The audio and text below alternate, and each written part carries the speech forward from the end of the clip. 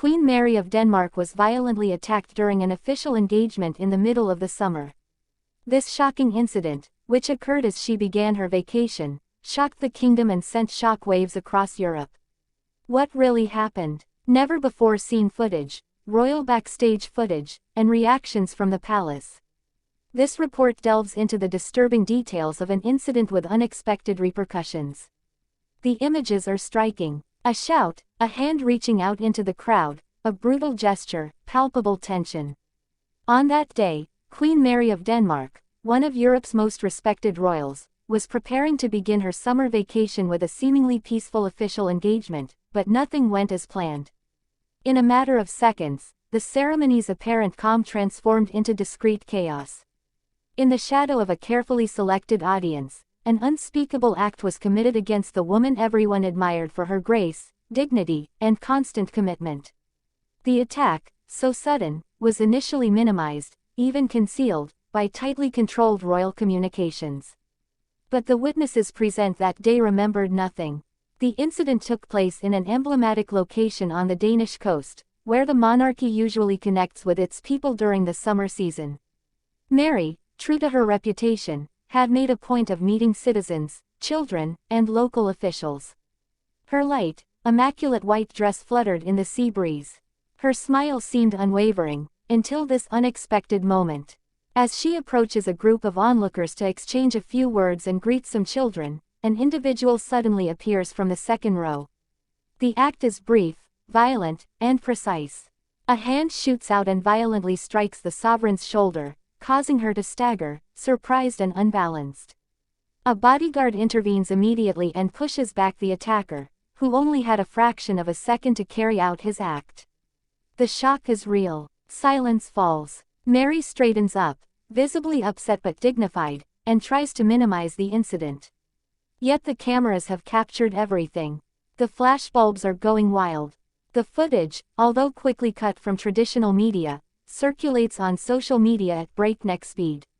Speculation quickly abounded. Who was this man? Why did he act like this? Was it a political act? A psychological attack? A desperate or premeditated gesture?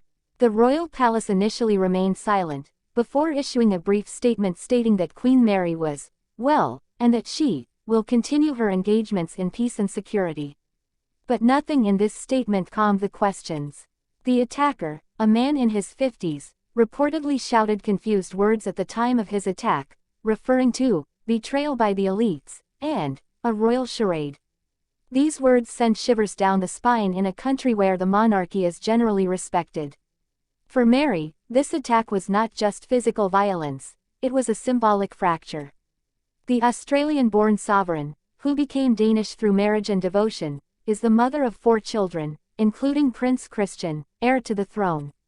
For 20 years, she has embodied a modern, people-centered, open, and progressive monarchy. Yet, at this precise moment, brutal reality has hit the royal bubble. Proof that no one is safe, even within the most protected institutions. The security services were immediately called into question. How could such an act have occurred in front of trained officers, in the middle of a public event? An internal report, commissioned immediately, highlighted several flaws in the system. A blind spot in the perimeter. A coordination error. And above all, the Queen herself's desire to remain accessible, to remain connected to the public.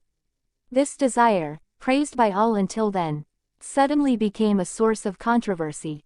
But that's not all. The affair took a political turn when some nationalist parties denounced the media's exploitation of the attack to reinforce the image of the crown.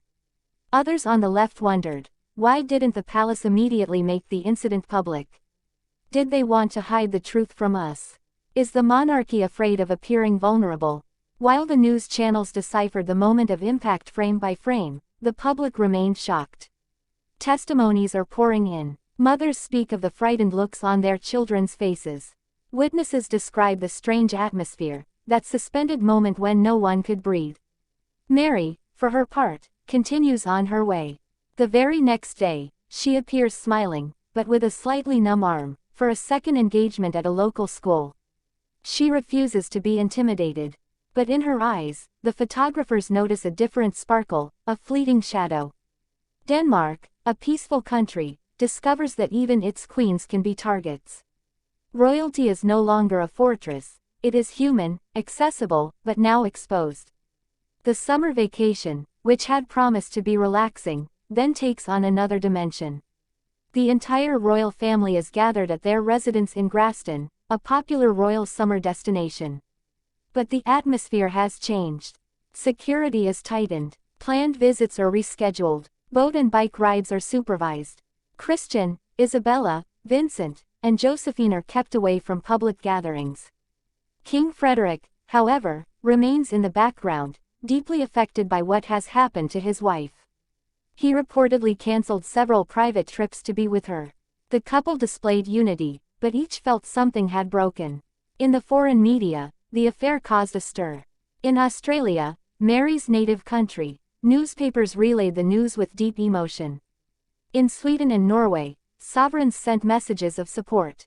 The British court, through Buckingham Palace, expressed its solidarity. The royal world stood together, but was aware that this incident was a warning. Behind the scenes, some feared a repeat.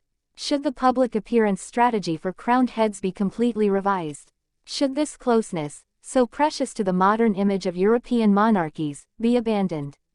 And above all, how was Mary truly coping with this trauma? Sources close to the palace claimed she had asked for time for herself. A voluntary isolation in the private wing of the family castle. A few days away from the spotlight, away from the flashbulbs, away from the stress. But the Danish public hadn't forgotten. They supported their queen, more than ever. Thousands of letters poured into the palace. Messages of tenderness, anger, and fear too. Some admit to crying when they see the images. Others speak of their own insecurity in the face of a society that seems to be losing its bearings. The monarchy, in this context, becomes an all the more precious beacon of hope. And Mary, wounded but standing strong, embodies this hope. One man's gesture nearly tarnished the brilliance of a royal summer. He reminded everyone that behind the protocols, the elegant gowns, and the solemn smiles, there are human beings. Women and men facing violence, fear, and doubt. Mary of Denmark did not give in. She stood firm. But what will remain of this summer when everything changed? And, above all, will the Queen continue to reach out to the public, even at the risk of being hurt again?